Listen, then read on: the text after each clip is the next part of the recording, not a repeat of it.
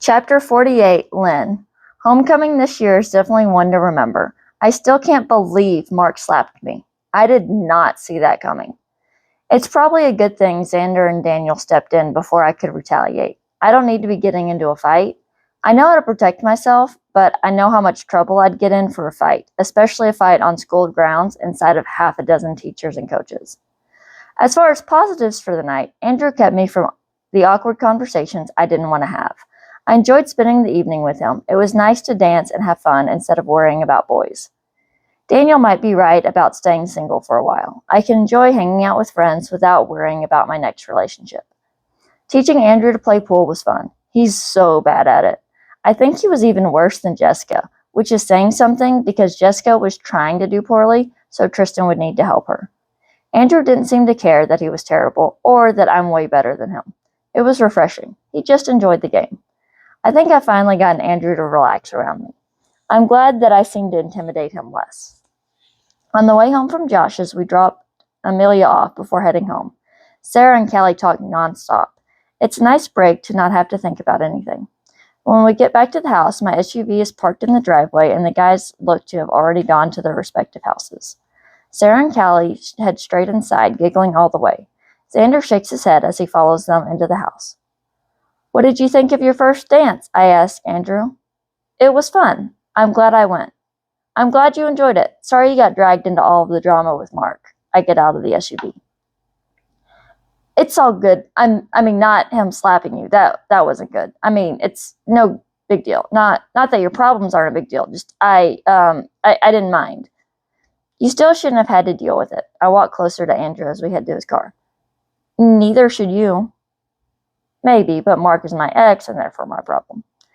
"Yeah, I guess." I rock back on my heels. "Thanks again for inviting me. I enjoyed it."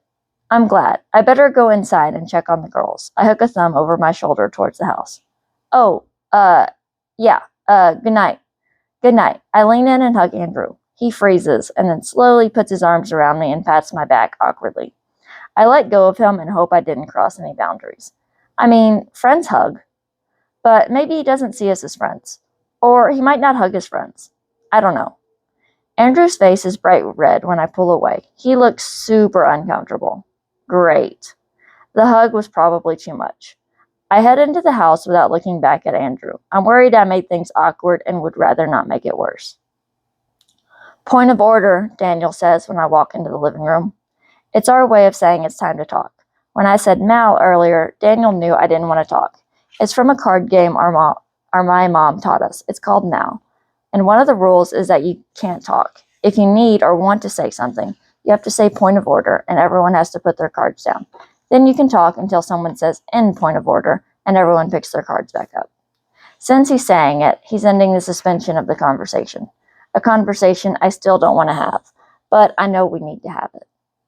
"I know, let me check on the girls and make sure they're all settled in first," I say. "Do you want me to wait here?" I cringe a little at the idea of the girls or one of my brothers eavesdropping on any part of this conversation. "Not really." "The guest house?" "How about the castle?" After the emotional night, I like to hold on to a bit of childhood and not feel like I have to have everything figured out right now. Daniel nods. "Okay, I'll go wait out there for you. I'm giving you 20 minutes before I come back and hunt you down." "Please do. I'd rather not be sucked into the vortex of giggles." I head upstairs to where Callie and Sarah are in my room. "Can you believe that Carter drank that nasty stuff to avoid kissing me?" Sarah is saying as I open the door. She's sitting in the blue chair going through the bag Kaylee dropped off for her. "Yeah, but your sister is kind of scary." Callie is kneeling down next to my dresser, rummaging through the bottom drawer where my pajamas are. Per usual, she's just borrowing some of my clothes instead of bringing any with her. Between that and keeping an extra set of toiletries here, she can always stay over at a moment's notice. Callie looks up to where Sarah is sitting. I could see him not wanting to risk her wrath. Unlike Colton, who didn't even give a reason. He drank that stuff twice to avoid kissing me. It so doesn't have to be a big deal. But even given the option the second time, knowing how gross the drink was, he still chose to take a second drink over kissing me. It's not like I want to kiss him either, but I don't want to not kiss him bad enough to take 2 drinks of that vomit-tastic concoction. Colton probably thinks it'd be weird, I reason. It could mess with your friendship. Choosing to drink from the chalice of shame doesn't have to be a big deal either. Daniel drank out of it instead of kissing me, and I don't care. Sarah looks over at me. I thought that was weird, though. Y'all are so close. I mean, aren't you curious about what kissing Daniel would be like? I shake my head. Not one bit. Been there, done that, and got the postcard. I don't need or want to go back. But that's like when y'all were 10. You aren't curious what it'd be like to kiss him now that he's all grown up? Callie asks. I'm sure it'd still feel like kissing my brother. It was uncomfortable when we were 10. I'm sure it'll only be more so now that we're older. My point is, someone choosing not to kiss you doesn't make you unattractive or gross. But you still got to kiss someone. You kissed Austin and made out with Jet. Callie has hearts in her eyes when she says Jet's name. Great. Yeah, how was that? It looked intense. Are you going to date him now that you and Mark are over? Sarah asks. It was fine. Jet and I are just friends. I wave a hand dismissively. That's not changing, especially not over a kiss. Mark and I are over, but that doesn't mean I want to jump into another relationship. Rebound relationships always end up in heartache for all parties involved. I stop and change into basketball shorts and a t-shirt. But you didn't share a peck with Jet. You full-on made out for like 7 minutes. How does that not change anything? Sarah asks. Because it was still only kissing. No feelings were involved. Besides, Jet doesn't do relationships. I know better than to get involved with him. You should keep that in mind and steer clear of any players. They're only going to leave you brokenhearted after stringing you along. I hope to discourage Callie from the crush she seems to have developed on Jet. Yeah, but that doesn't happen to you. You beat the players at their own game, Sarah says. If that was remotely true, that's not why I date, and it's not intentional. It hasn't helped me find a lasting relationship. I'm not who you should be looking up to if you're looking for happily ever after, I say. Oliver's words from earlier bounce around in my head, and I start to wonder if he's right. Maybe I'm a player beating players at their own game. Ugh. Either way, not a conversation to be having with freshmen. Anyway, there's spare toothbrushes in the bathroom, as well as other toiletries you might need. Callie can show you where everything is.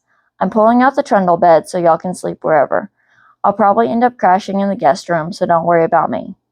They both nod in acknowledgement, and I grab a hoodie before heading back out to the castle. I climb up the ladder to find Daniel and Xander waiting for me. I can't remember the last time Xander was in the castle. He typically says something about castles being for those still pretending to be knights when I come up here with the guys. Not that we come up here that often anymore. Why does this feel like an intervention? I pull myself through the opening. Because we're intervening in your life when you clearly don't want us to? Daniel raises an eyebrow and smirks. I was going to say guilty conscience, but that works too, Xander shrugs. For real though, we're here because we care about you, and I need to know how much effort I should use to dissuade Grayson from hurting Mark, Daniel says. Mark's an idiot, but I'm over it. I don't want to waste any more time on him or what he might say or do. I'd rather everyone ignore his existence entirely. You sure? I mean, the Neanderthals act like they'd love to beat him up for you. Especially Grayson. Xander says Grayson's name in a sing-song manner. I'm sure. I don't want any of y'all getting in trouble over Mark. He isn't worth it. His behavior tonight just proves that to be true.